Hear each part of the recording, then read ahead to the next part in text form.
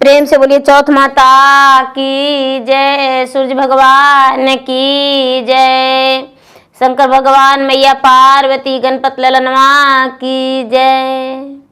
तो माताएं एवं बहने, मैं कार्तिक मास कृष्ण पक्ष चतुर्थी के दिन जो करवा चौथ व्रत होती है, मैं करवा चौथ व्रत की कथा सुनाने जा रही हूँ।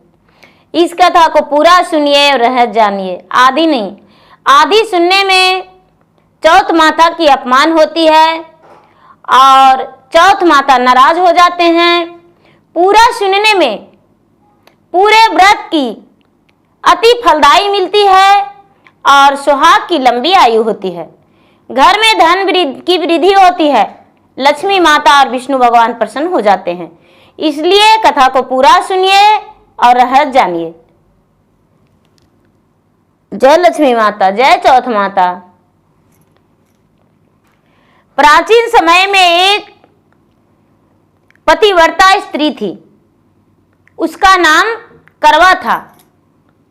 अपने पति के सेवा करने में कोई कमी नहीं करती थी, बहुत सेवा किया करती थी, बहुत सती स्त्री थी, अपने पति का आज्ञाकारी पत्नी थी। उसके पति कोई भी बात कहते थे तो पत्नी खरी उतरती थी, अपने पति का आज्ञा की पालन करती थी करवा। और करवा का स्वभाव बड़ी अच्छा था। करवा एक सती स्त्री थी, भगवान के पूजा पाठ में कोई कमी नहीं करती थी, भगवान के पूजा पाठ किया करती थी, महादेव का पूजा पाठ करती थी, गणपति का पूजा पाठ करती थी। एक दिन का बात है, उसके पति नदी स्नान के लिए गए और नदी में स्नान करने लगे। तभी नदी में एक मगरमच्छ आया और उसके पति को पांव पकड़ के और खींचने लगा। उसके पति ने घबरा गए और घबरा कर अपने पत्नी करवा को आवाज लगाने लगे अपना मदद के लिए, करवा बचाओ, करवा बचाओ, करवा बचाओ, अब मेरा जान चला जाएगा, करवा मेरा प्राण को रक्षा करो, मुझे बचा लो। करवा दौड़ती भागती नदी के पास गई और नदी के पास जाकर देखी तो उसके पति को मगरमच्छ मुंह में दबाए और नदी में ले जा रहा है। करवा ने साड़ी का एक सूत निकालकर और नदी में फेंकी। सूत से उसका पति में फंस गया। मगरमच्छ सहित वो नदी के कोरा में आ गए। करवा ने धर्मराज जी को पुकारने लगी और ध्यान की। धर्मराज जी दौड़ते भागते तुरंत खड़े हो गए और कहने लगे, बोलो सती, क्यों बुलाई हो? आखिर क्या बात है जो तुम्हें मुझे बुलाना पड़ा और यहां पर मुझे बुलाई हो? करवा बोली, महाराज, आपका होते हुए अधर्म हो रहा है।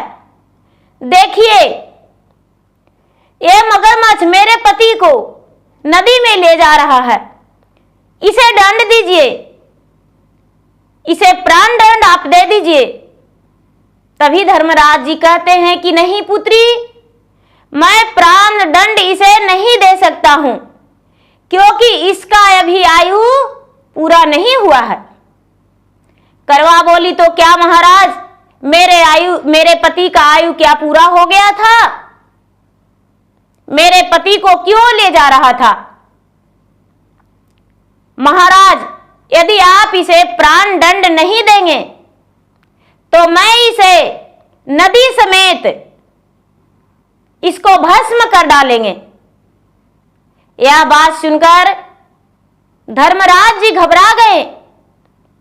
उनका शरीर जो था रोम रोम सिहर बैठा और हाथ जोड़कर विनती कि हे सती, तुम नहीं जानती हो इस नदी में कितने जल में रहने वाले प्राणियां हैं जो सब मर जाएंगे। नदी को श्राप मत दो।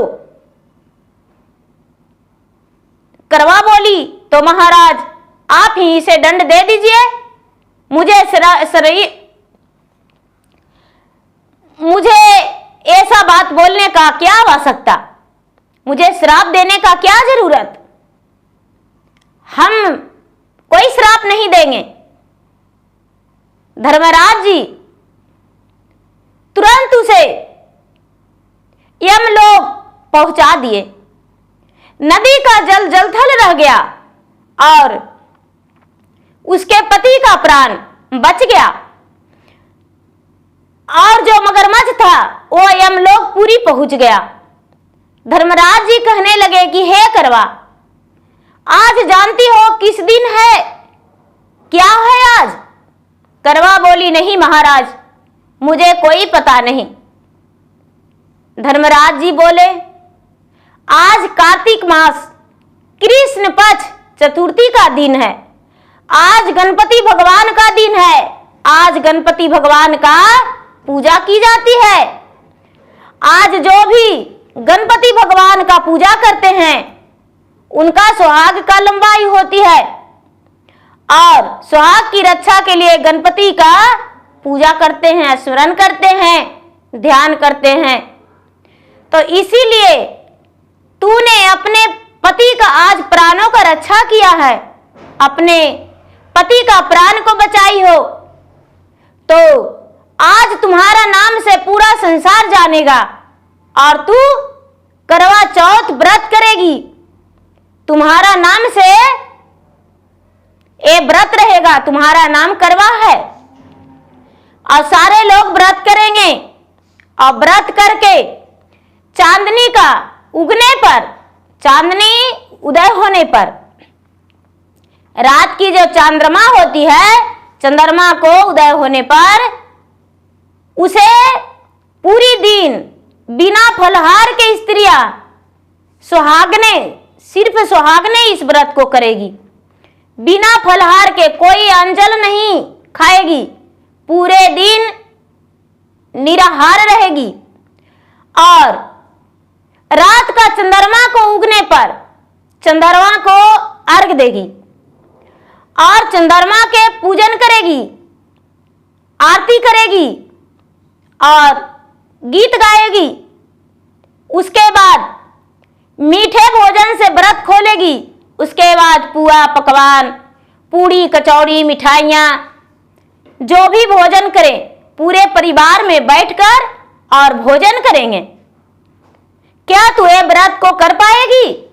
करवा बोली, महाराज भला इसमें कहने का क्या बात, पति के प्राण के रक्षा के लिए तो मैं कोई भी तपस्या और कोई भी व्रत कर सकती हूं, तो करवा चौथ क्यों नहीं कर सकते हैं?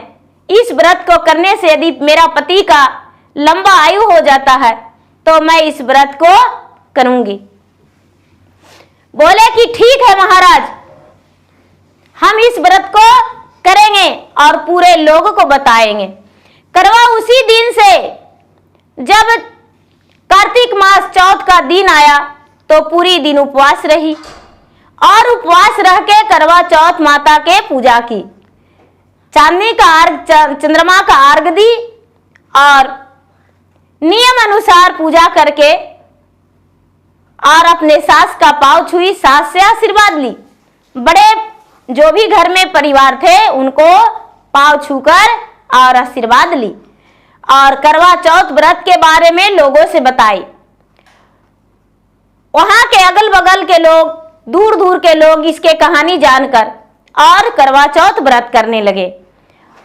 करवा चौथ व्रत में शंकर भगवान और पार्वती और गणपति का पीले मिट्टी का मूर्ति बनाकर पूजा की जाती है और पहले पूजा की जाती है, बाद में चंद्रमा उदय होने पर चंद्रमा की पूजा की जाती है।